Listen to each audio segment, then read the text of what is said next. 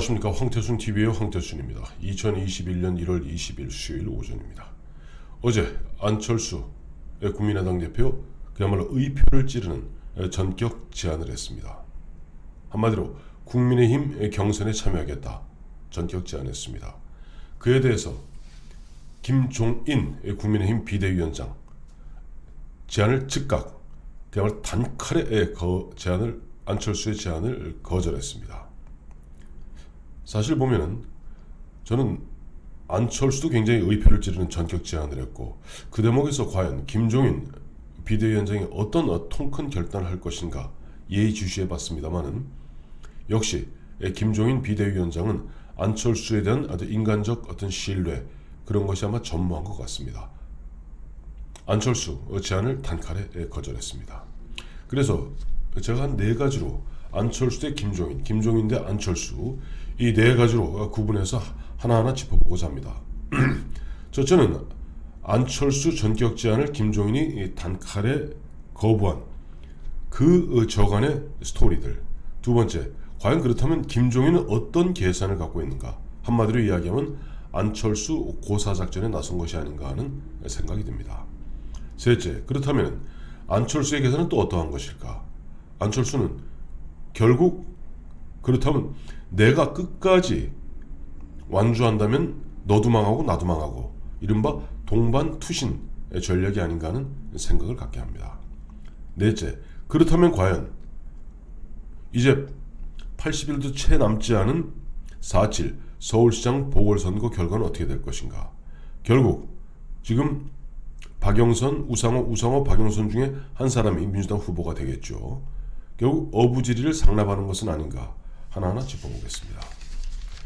이게 안철수의 어떻게 전격 제안, 의표를 찌르는 전격 제안의 요지는 좋다. 컷오프 되면은 4명으로 압축되면 그 4명에 나는 시드 배정을 받고 올라가서 뭐 5명이 되었던 금태섭까지 포함해서 6명이 되었던 이른바 100% 시민 여론조사를 통해서 후보를 결정하자 하는 이야기입니다.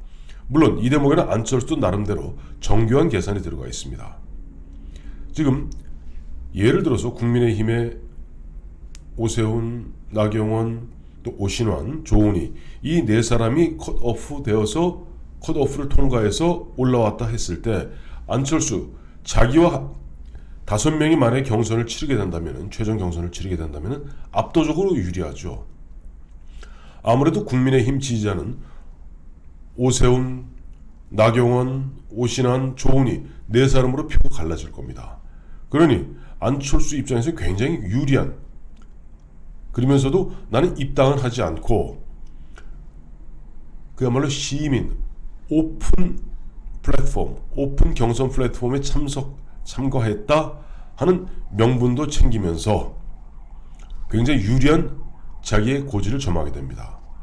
그러니 김종인 비대위원장 입장에서, 김종인 입장에서는 무슨 얘기하겠습니까?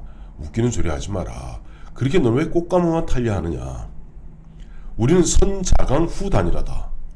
일단 우리가 9명의 후보를 4명으로 컷오프해서 압축하고 그 4명의 후보를 갖고 치열한 1대1 스탠딩 토론을 벌이는 가운데 그야말로 멋진 스타를 탄생시킨다면 그동안 한 달 동안 장외에 관객 입장에 서 있던 안철수 너하고 1대1로 붙으면 너는 이길 수가 없다. 너는 이길 수가 없다.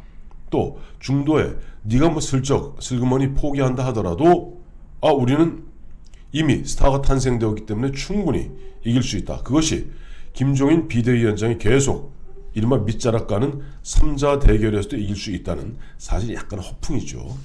그와 같은 이야기하는 배경입니다. 그렇다면 과연 김종인의 계산은 무엇일까? 저는 한마디로 얘기해서 안철수 고사작전이라고 생각합니다. 김종인은 안철수에 대해서 인간적인 신뢰가 거의 없는 것 같습니다. 지난 1월 6일에도 안철수가 김종인을 찾아뵙고 새해 인사드렸을 때도 앞으로 입당할 거 아니라면은 굳이 연락도 할 필요 없다라고 단칼에 자르지 않았습니까? 즉 김종인의 머릿속에 안철수는 너는 이러고 저러고 하다가 결국 또 보따리 싸갖고 미국을 가든 보따리 싸갖고 독일로 가든 갈 거야. 너는 항상 중도에 철수하는 게 네 특기잖아. 그러니까 우리가 이런 식으로 그냥 강하게 압박하고 선자강론에 바탕하여 스타를 만들어 나가기 시작하면 너는 지풀에 지쳐서 너는 허물어지고 말 것이야. 이것이 그러면 과연 안철수 네가 중도 포기하게 되면 안철수 너 쫓아다니던 사람들이 설마 그렇다고 민주당 찍겠어? 우리 찍지? 라는 생각입니다. 그러면서 강하게 압박하는 거죠. 너는 이미 입당도 늦었어. 왜? 입당을 해도 어제, 오늘, 그제, 오늘, 내일 나흘 동안 후보 등록하고 이제 조만간 다음 주 되면은 예비 경선에 올라갈 사람을 갖다가 이제 순번도 정하고 번호도 정하고 합니다. 그리고 아마 1월 말 2월 초 순경되면은 예비 경선 통해서 즉 당심 20% 민심 80%를 반영하여 후보자를 결정하죠. 4명으로 압축합니다. 그리고 이제 설 연휴 전후하면서 계속 붐업을 해서 결국 한 3월 초순경 정도 되면은 만들어낼 겁니다. 그 사이에 결국 안철수를 잘라버렸기 때문에 안철수는 한 달, 한 40일 동안 별로 할 일이 없어요. 혼자 뛰는 것 외에는. 그러나 사실 안철수가 혼자 뛴다 한들 단일화를 전제로 하지 않는 뛰임에 무슨 그렇게 많은 언론에 또 시민의 눈이 가겠습니까? 한마디로 김종인은 안철수를 고사시켜서 안철수 너는 그동안 내가 너를 10년 이상 봐와서 아는데 너는 중도 포기하고 말 것이야 라고 지금 강하게 밀어붙이고 있는 겁니다. 그러니까 한마디로 안철수 너 중도 포기하라는 얘기죠. 세 번째, 그렇다면 안철수의 계산은 무엇일까? 입당을 할 수 없다. 생각을 해봐라. 내가 지금 보면은 그 명색이 3명의 국회의원을 갖다가 데리고 있는 그 공당의 대표인데 내가 입당하는 순간 내가 예를 들어서 뭐 권은이랑 뭐 이태규랑 다 같이 입당한다 손 치자. 나는 그야말로 107분의 4밖에 안 된다. 107분의 3밖에 안 된다. 심지어는 지금 어쨌든 오세훈이다 나경원이다 있는 가운데 그래도 안철수는 자기 나름대로 뭐 김종인하고 뻗대서 좀 싸우고 뭐 그리고 또 독자적인 목소리를 내었기 때문에 그래도 지금 안철수가 서울시장을 놓고 여론조사하면 그래도 1등으로 나오는 이유가 그런 나름대로 안철수에 대한 어떤 안철수만의 무언가를 갖다가 바라는 그런 표들이 있기 때문에 그래도 1등 정도 나오는데 막상 들어오는 순간 오세훈이나 나경원이나 오신환이나 조은희 어떻게 보면 조은희보다도 떨어지는 그런 one of them n분의 1로 전락하고 마는 것이다. 난 더 이상 물러설 곳 없다. 나 대선도 안 나간다고 그러지 않았느냐. 그리고 나는 이미 그래도 김종인 영감님 아무리 당신이 뭐라 그래도 난 2017년 대선에도 나갔고요. 쪽팔림을 무릅쓰고 2018년 지방선거 나가서 3등 했습니다. 많은 분들이 지금 깜빡깜빡 잊고 계시는데 2018년 박원순 1등, 2등 김문수, 3등 안철수 했습니다. 더 물러설 것 없다. 좋다. 그렇다면은 나 물러설 것 없는데 아마 김종인 영감님은 내가 중도 포기하고 독일이나 미국으로 갈 것이라고 생각하는 모양인데 나는 그렇게 못하겠다. 차라리 나는 끝까지 완주함으로써 2등을 하든 3등을 하든 완주하겠다. 좋다. 내가 완주했을 때 물론 정당의 조직표가 있는 국민의힘 표가 더 나올 수도 있겠으나 최소한 아무리 표가 더 나온다 하더라도 국민의힘 후보는 2등에 불과하다. 1등은 결국 민주당 후보가 서울시장 된다. 그러면 나야 어차피 당신한테 이렇게 구박받고 핍박받고 어쩔 수 없이 부득이하게 나와서 완주할 수밖에 없으니 그걸 갖다 나의 지지자들은 나의 이와 같은 심정을 이해해 줄 것이다. 그러나 윤석열이 만들어 놓은 이 좋은 기회를 갖다가 당신의 그 사감 때문에 나에 대한 사감 때문에 이런 식으로 홀라당 까먹은 김종인 너는 끝이다. 나 1962년생이다.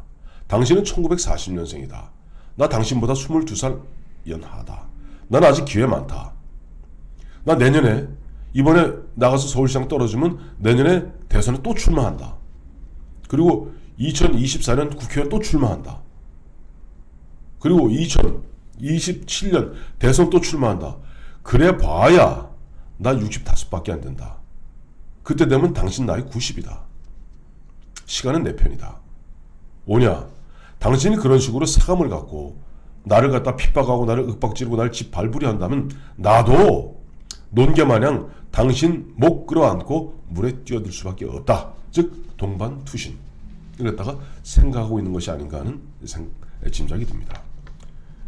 자, 여기서 이제 보면은 우리가 다 아시다시피 3월 초순경에 이제 국민의힘 후보가 뭐 가정에서 홍길동이 되었다 칩시다. 홍길동이 되었고 그 순간 표들이 확 결집됐어요. 그런데 뭐냐니까 여론조사를 보면 미묘한 일이 생기기 시작합니다. 안철수가 계속 완주를 고집하는 순간 안철수가 흔히 안철수가 이야기하는 중도, 뭐 저는 그걸 갖다가 뭐 이른바 스윙 보타라고 얘기합니다만은 한 15에서 20%가 안철수를 따라다녀요. 그러니 여론조사하면 1등은 민주당의 예를 들어서 박영선, 2등은 국민의힘의 나경원, 3등은 안철수가 나오는 겁니다. 자, 이때 되면 누가 마음이 급해질까요? 안철수는 어차피 보면은 2017년 대선에서 3등했고 2018년 지방선거에서 3등했고 또 이번 2020년 4.15 총선 때 3명 의원 만들어냈고 3자에 이골난 사람입니다. 그렇다면 끝까지 완주하겠다고 대들었을 경우 난 여기서 그만두면 정말 할 거 아무것도 없다. 완주했을 경우 피박은 갖다가 김종인 위원장이 쓰게 되죠. 그때는 김종인 위원장이 아마도 이건 제 짐작입니다만은 안철수한테 먼저 손을 내밀 수밖에 없을 겁니다. 아니 안 후보 우리 후보 단일화 합시다. 후보 단일화 합시다. 자, 그때 되면은 둘 중에 한 가지 상황이 벌어지겠죠.